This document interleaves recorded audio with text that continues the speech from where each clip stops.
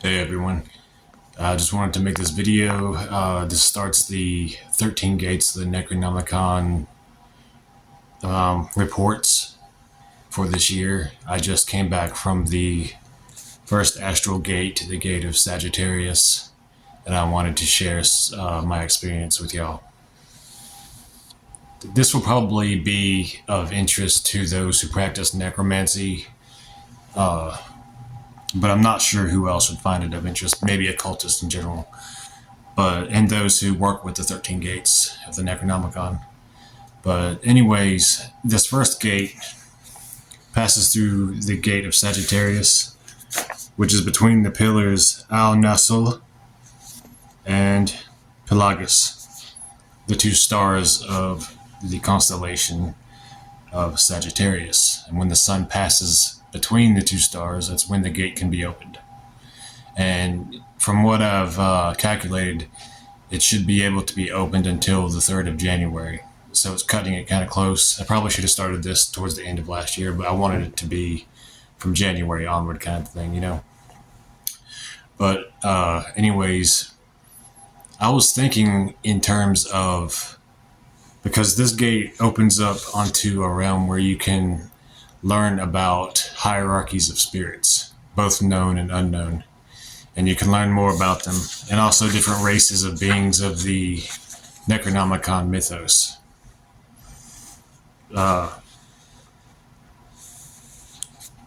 Yeah, so when I passed through it, I was like, what would be something of interest that I should learn, you know?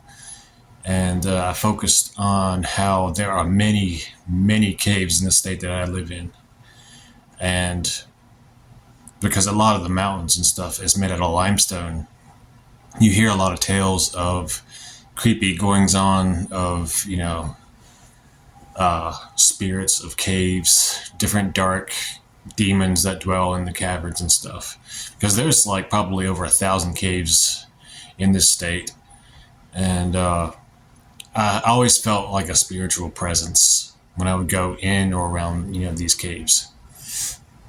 And I was like, all right, I would like to learn about a hierarchy of spirits or beings or any entity that would want to come forth and share, hidden wisdom about it. So when I passed through the gate, I found myself inside of a dark cave, and the wind's picking up. This blue flame appeared. It was just like a ball of fire, blue fire in the middle of the cave, just hovering.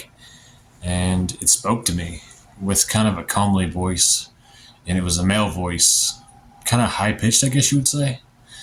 But he told me his name, and he said he was a representative of the spirits of fire that dwell within the caves around here and in the state that I live in. And he told me some interesting things. He said that when people go into these caves and explore them, they breathe in the essence of these astral fiery spirits of the caves, and that allows these beings to look through their eyes when they come out of the caves, almost like a form of remote viewing, so they can gain knowledge of what transpires on the surface of the earth because they dwell in the caves, I found that really interesting. So they've gathered this knowledge through centuries of people exploring the caves and then leaving. Because if you ever notice, when you go into a cave and you come out, you'll feel different than when you went in. And I wonder if that has anything to do with it. But yeah, he told me that. He told me that they have knowledge of hidden wisdom of the caves, of hidden chambers that people don't know about, hidden treasures, gold, silver, things like that, probably coal as well, because there's a lot of coal mining places around here back in the day. And also he mentioned a chant that one can use after they light a candle. You visualize the candle glowing blue, like the flame, and then you chant a certain chant, and you pass through the candle flame to the realm of the caves, and then you can converse with the spirits there to learn their secrets. That would probably be of interest to some necromancers.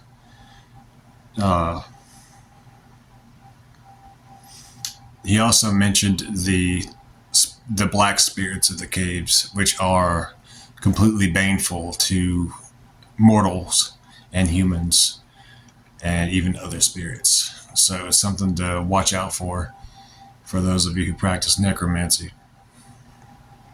And they are ruled by a being who is known to but a few necromancers, people who work with the dark and infernal spirits and stuff. But yeah, I guess you would say, I honestly feel like I'm still underground where I was in that cave. And it's a really interesting feeling. I'm trying to ground now. But some points I would like to make when you're passing these gates is, what I found is you can make gateway pillars that represent, each of the stars, because each gate is associated with 2 stars. And I'll show you an example. See the gate, the Sagittarius. You got 1 star right here, 1 star right here, and you got the key right there.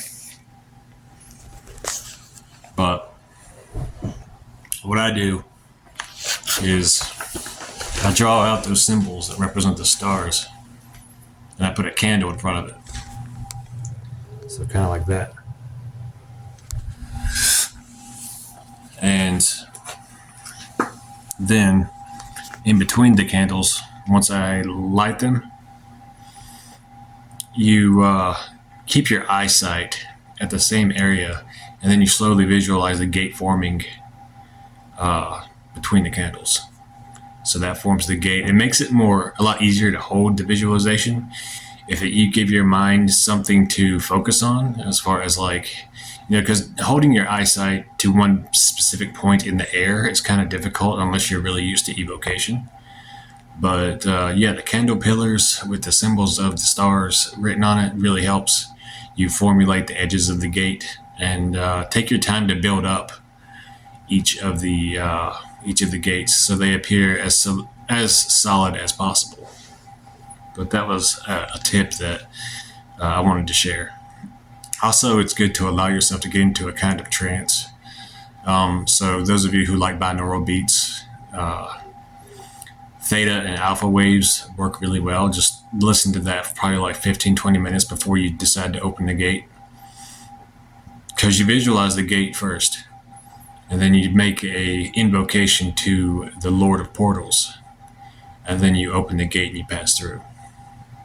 So you can work that kind of into your system, But yeah, this is the first experience of this year for the 13 Gates of the Necronomicon. If you have any questions or comments, just type them out or email me. But it was interesting, to say the least, for sure. Infernal Hails.